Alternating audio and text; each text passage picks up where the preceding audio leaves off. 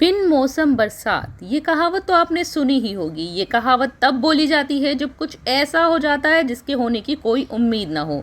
लेकिन अब से ये कहावत बेमानी हो जाएगी, क्योंकि बिन मौसम या बिन बादल बरसात का हो जाना कोई ऐसी बात नहीं होगी जिसकी उम्मीद ना की जा सके।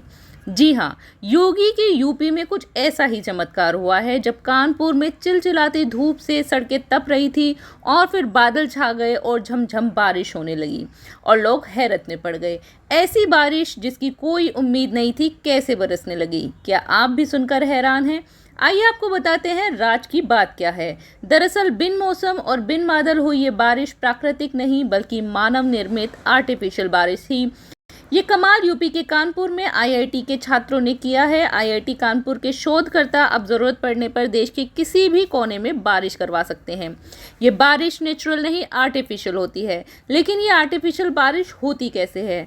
तो आपको बता दें कि जो प्रोसेस ऐसी बारिश को कराने के लिए इस्तेमाल किया जाता है उसे क्लाउड सीडिंग कहा जाता है। और क्लाउड सीडिंग के इस प्रोसेस के तहत आप कहीं भी किसी भी समय बारिश करा सकते हैं।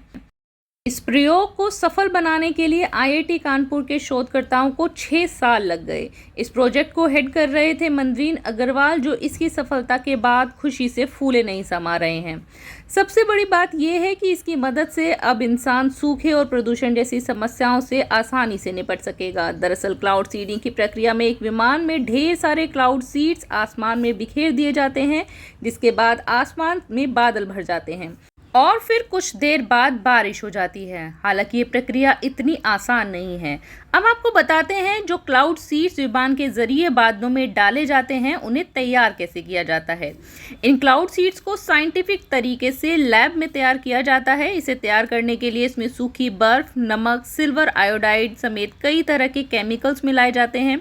फिर इसे तैयार करके एयरक्राफ्ट के जरिए आसमान में फैला दिया जाता है। ये पूरी प्रक्रिया एक तरह से खेती जैसी होती है, इसलिए इसे क्लाउड सीडिंग कहा जाता है।